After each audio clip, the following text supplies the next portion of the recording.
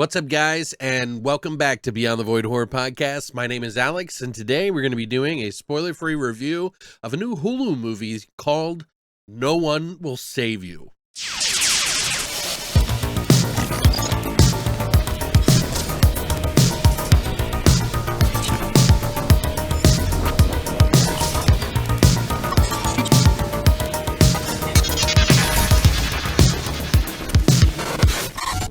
So yeah, No One Will Save You just hit Hulu for the streaming service. It is a movie from 20th Century Fox, of course. They've been doing a lot of movies that they stream, these bigger budget movies. If you've never heard, Brian Duffield did this movie. He is the director of Spontaneous, which was a very underrated gem the year that it came out, about people exploding and a love story. But it was actually really good and very dark humor. He's written Love and Monsters, he did Underwater, and he even did Divergent, like the series on that. So he's done a lot of stuff. So what is No One Will Save You all about? Well, it's a lot more than what it appears to be on the front. First of all, it's kind of a home invasion story, only if you've seen the trailer, it's not from around here, but yeah, those guys. Essentially, it's about a girl named Bryn who is exiled to her home, self-exiled, by the way, because of something that happened in her past, that she is a homebody and doesn't actually participate in any kind of events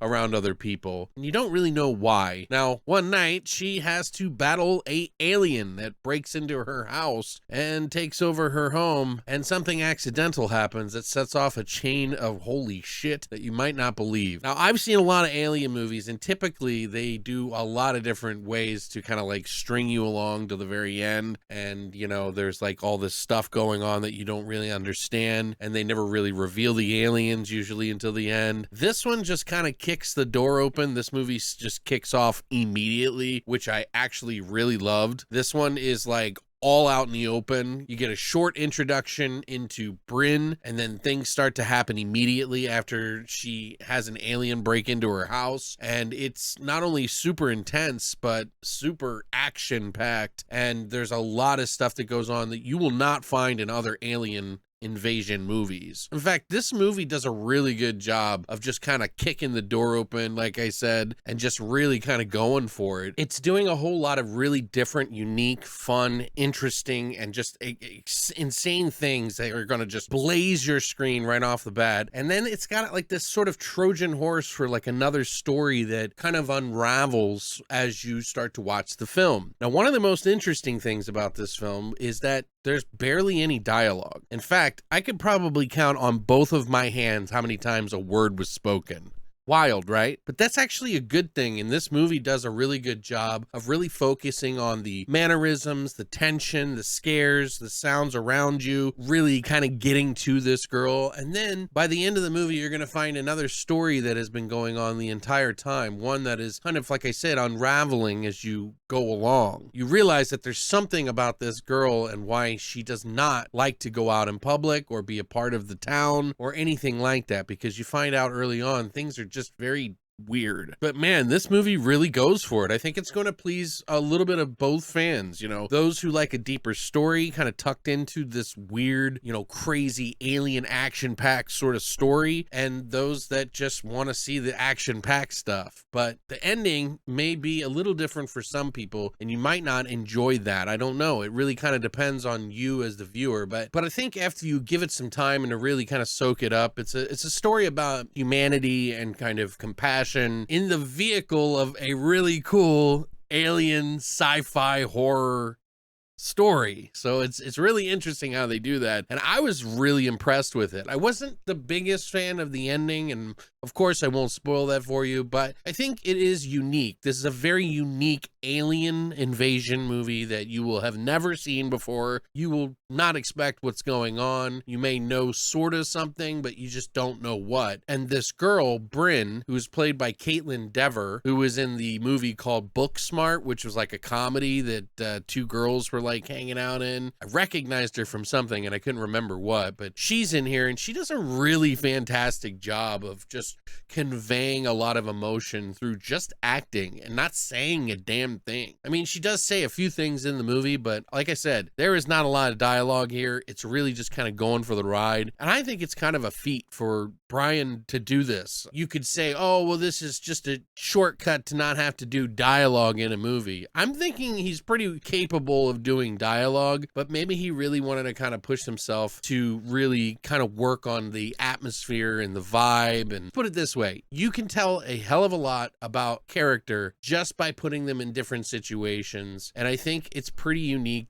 what they did here. I think it will please quite a few people. I think this could be on some people's top list. It might not be on others, but I think it's at least an 8 out of 10 here. The suspense was really good. The acting was really good. There is a sort of lighthearted tone in the beginning of the movie, and there is kind of an undercurrent of like weird comedy in there, but you can't really tell. It's not like it's like so on the nose. It's just subtleness in there. But there's just a lot of things that go on with this girl that you're like, holy shit, how is she going to get out of this situation? And then something happens and something new. They do a good job with the CGI in this. I think there is a lot of CGI. You know, these are aliens. I don't want to spoil what they look like or anything like that, but let's just say they needed to do CGI for this, and I think it was actually pretty cool how they did it and all the different aliens and how they kind of switch it up to make this a very different film. And I think it's really unique. It probably could go up on my score for the list, but I definitely think it's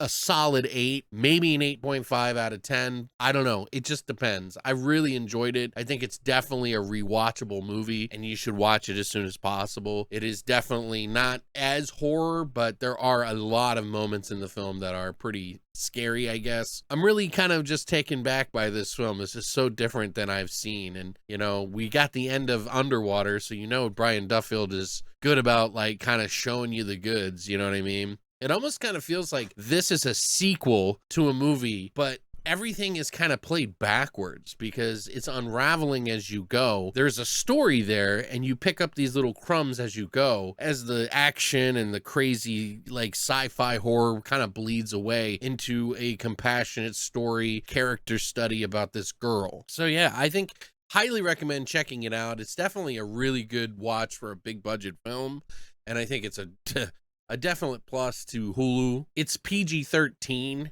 and you know, it's still able to kind of pull off a lot of scares and a lot of entertainment value for this film that I think should please quite a few people, and not just horror fans. You know, like I think it'll kind of bleed over into a couple of different areas. Being a PG-13, don't let that scare you. It actually is very enjoyable. Like, I mean that there's a lot of stuff that happens in this to carry you through this movie that you will enjoy, and it doesn't necessarily need to be, you know, graphic, but there is some stuff in it that is kind of graphic, but I don't know how they get away with it, but I guess it's just not that graphic. But yeah, I'm really glad I watched it, and I'm definitely going to be watching it by the end of the year. So I really enjoyed it. I think it's really cool. Very, very different.